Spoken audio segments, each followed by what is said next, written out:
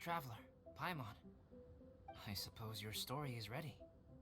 Yep. How about you? Do you need some more time? No need. I am also ready to tell my story. Paimon calls dibs. Paimon first! Please, go ahead. Okay, here goes. Once upon a time, there was an evil researcher who went into the mountains and did a crazy experiment on whopper flowers to transform their appearance.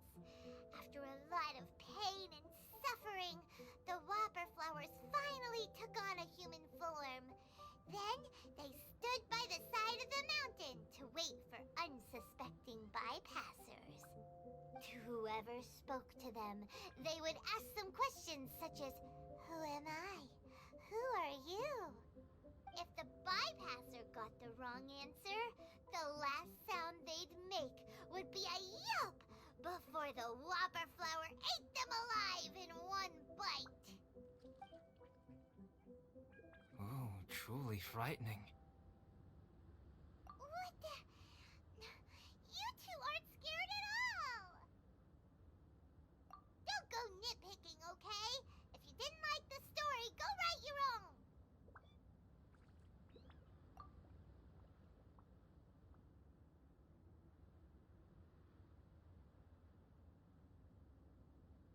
In other words, the whopper flowers would ambush and then completely replace their victims.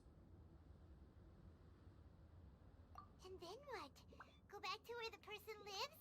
Enter their home? Eat their whole family? Paimon made up this story, but now Paimon's the one who's scared by it. It's a good story. May I write it down? I may bring it up in future conversations. What for? Just to scare people with? Yes. You've got a real mean streak, Albedo. Mine is a little longer than yours. It starts with an alchemist. A great alchemist once created Subject 1. Subject 1 was her proudest achievement, and successfully blended into human society. No one ever would have thought that this friend of theirs was in fact a synthetic human. However, unbeknownst to Subject 1, the alchemist had tried the same experiment many times before he had come into being. Some of the rejects from failed experiments had been discarded, but had not died. Subject 2 was one such failed experiment. He was swallowed by a great dragon that came to rest upon a snow-swept mountain. Many years later, he was resurrected by the dragon's mysterious power. He saw all kinds of people on the mountain, including Subject 1, who had somehow miraculously blended in among them. Never in Subject 2's wildest imagination had he thought it possible for experimental life forms such as they to deceive everyone so successfully. He saw the way humans accepted Subject 1 as a friend, witnessed their affection as they addressed him by name. This was what Subject 2 wanted. Now, all that Subject 2 desired was to replace Subject 1 and take the joy of his existence for himself. This is giving Paimon the chills. So scary. Subject 2 began to unfold his plan. He stole Subject 1's books and notes, and studied all that Subject 1 had learned from the alchemist. Subject 2 was highly intelligent, and he learned quickly. He changed his face into an exact replica of Subject 1's face. Then, he found a plant with mimicry capabilities, and transformed it using dragon blood and alchemy.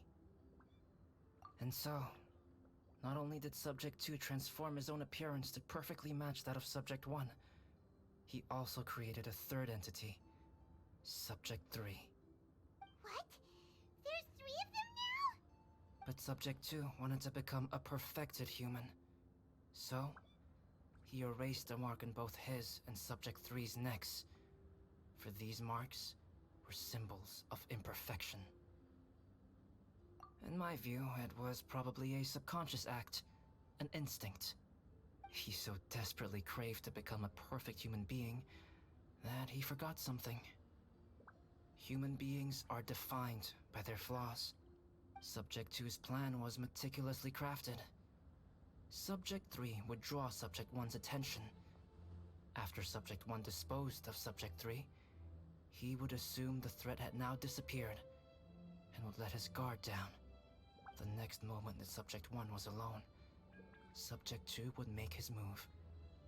He would eliminate Subject 1 and become the only one remaining.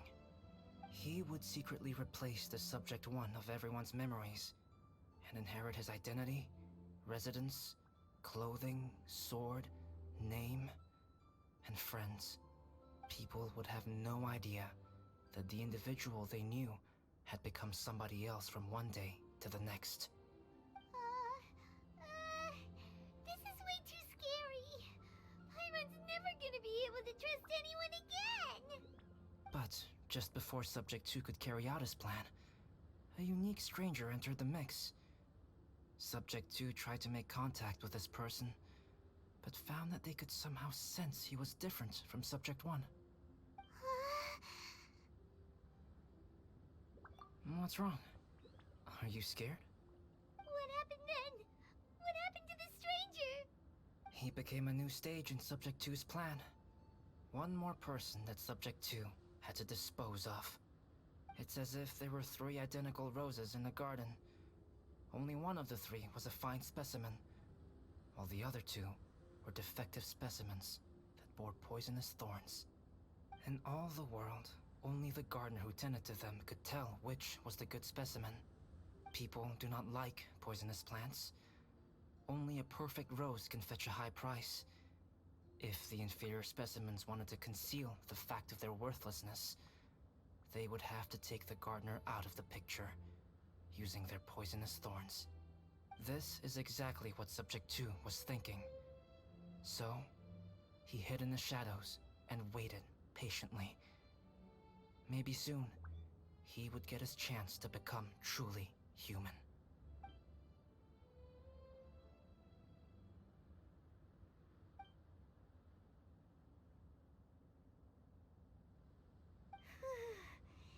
That was intense! So what happened after that? Did Subject 2's plan succeed? Paimon can't bear thinking about it. Fortunately, it is just a story. And even in this story, Subject 2 did not succeed. But you can never let your guard down on Dragonspine. Monsters mutated with Durin's power and blood are also creatures of Rhine-Daughter, just like me. You must beware of all such creatures. I'm glad to hear that. It's okay. I know what I am. You and I are both different, so there is no need for me to hide the truth from you.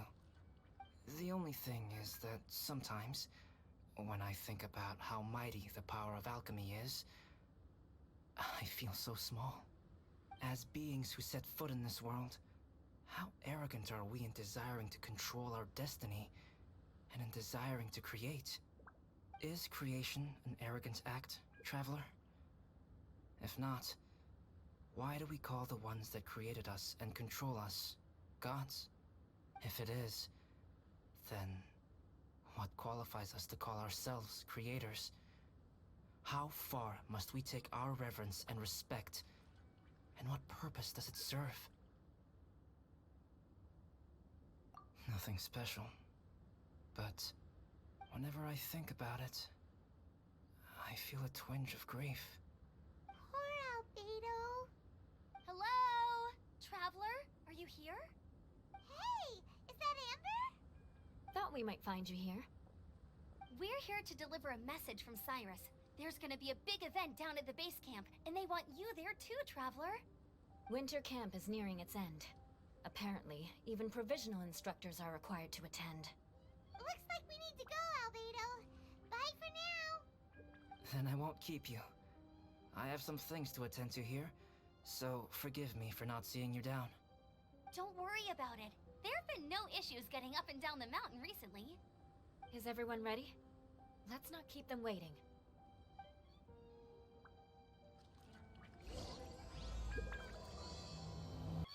Huh? Who is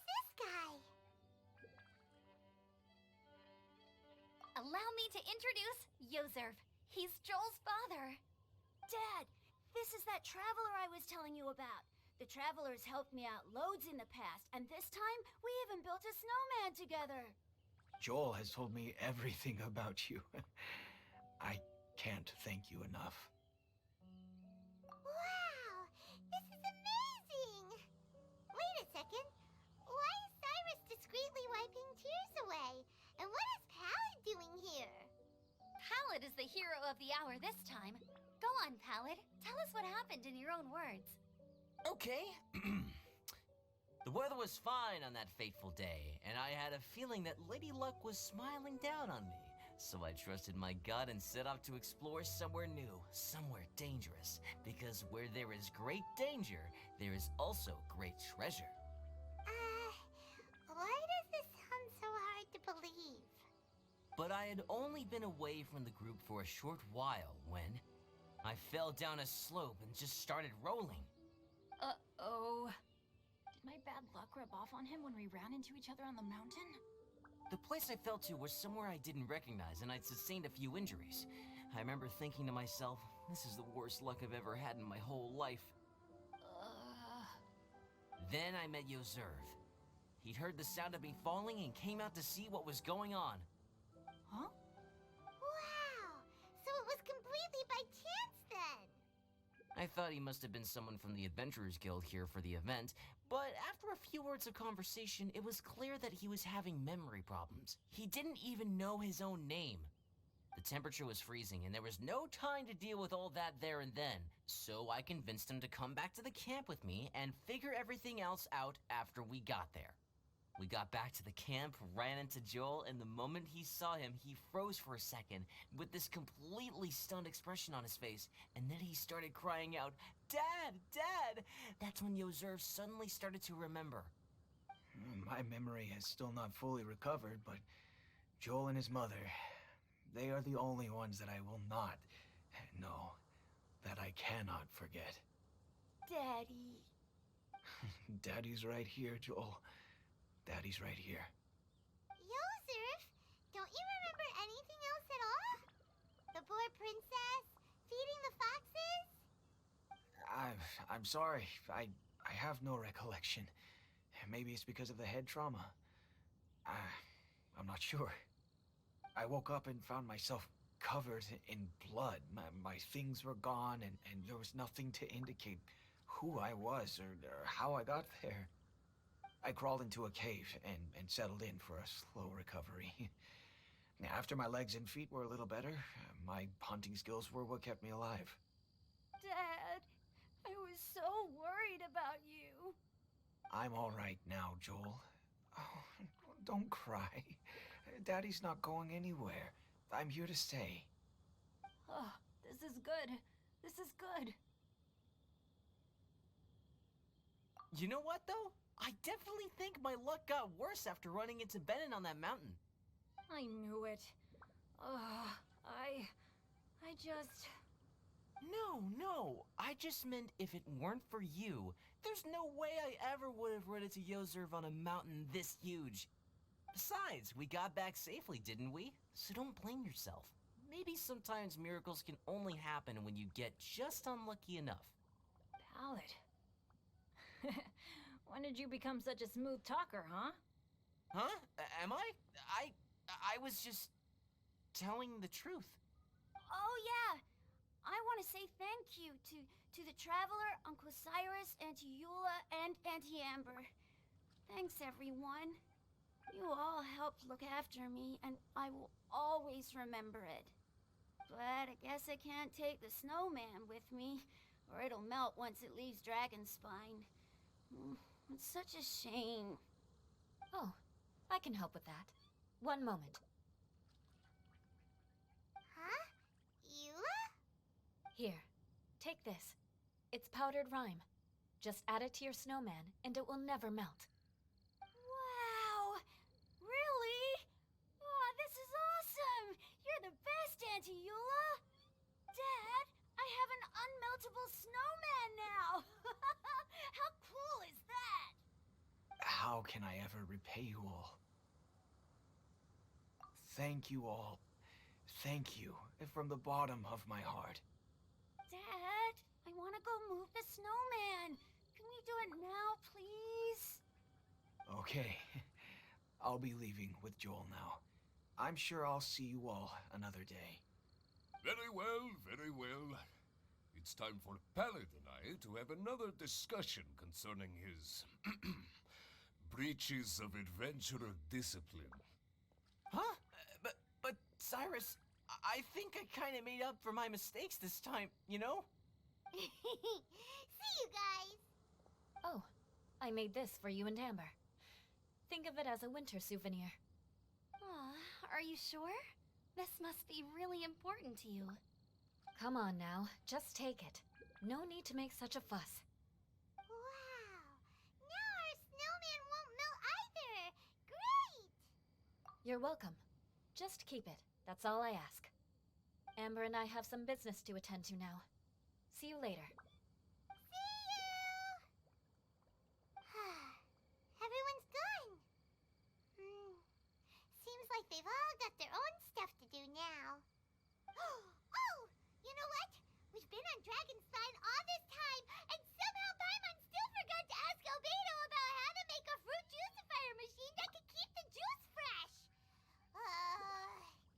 Maybe we should try Timaeus again. He does seem pretty eager to please after all. Timaeus! Traveler and Paimon, what can I do for you? Wait a minute. You've got that mischievous look on your face. Oh, you're not still thinking about that ridiculous juicer thing, are you? Timaeus, will you help us? Well, if the Traveler isn't really interested, then, yeah, maybe I'll give this one a pass. It's just the weirdest request ever. No, but Paimon's Sunsetias are gonna go to waste without it. And the time it would take me to research something like that, I could probably pick those Sunsetias again 10 times over. New research project, Timaeus? We meet again. Oh, Albedo, thank goodness. So the situation is, Paimon wants a machine that can turn fruit into juice and keep the juice fresh. I mean, surely it's... Majorly important, that's what it is. If you can manage to invent this, we'll never have to worry about fruit going bad ever again. That's impossible.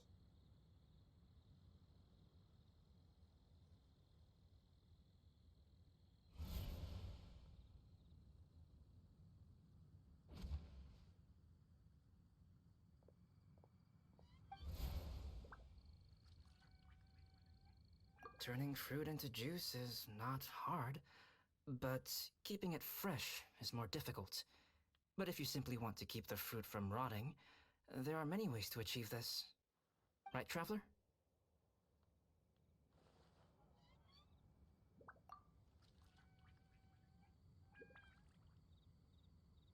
What about his neck? What's wrong? Is there something on my neck? From the look on your face, it's as if you thought I just played a practical joke on you that was in exceedingly poor taste.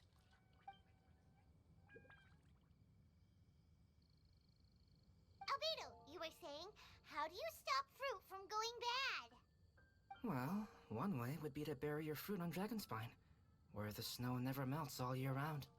But then Paimon won't be able to eat them!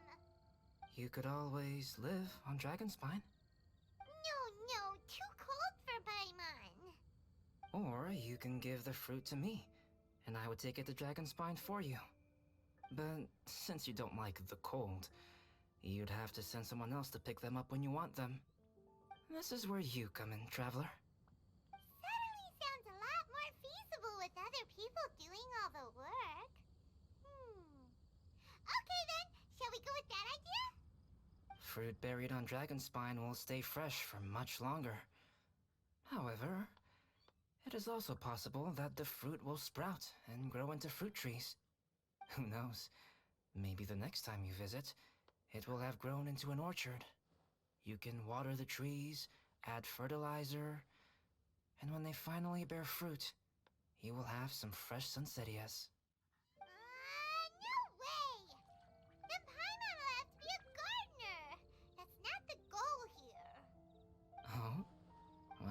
being a gardener is so bad?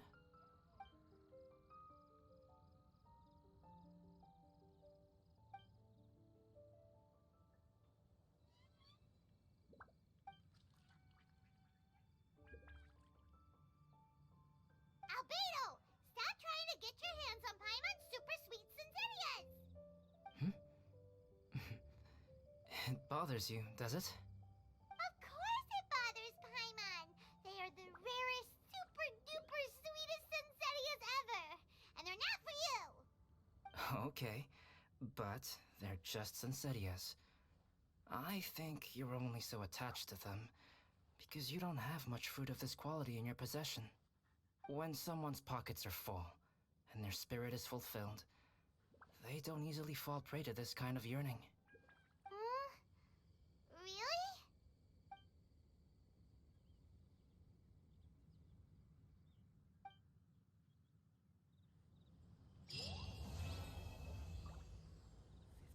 Dragonspine is too cold for ordinary fruit trees to survive.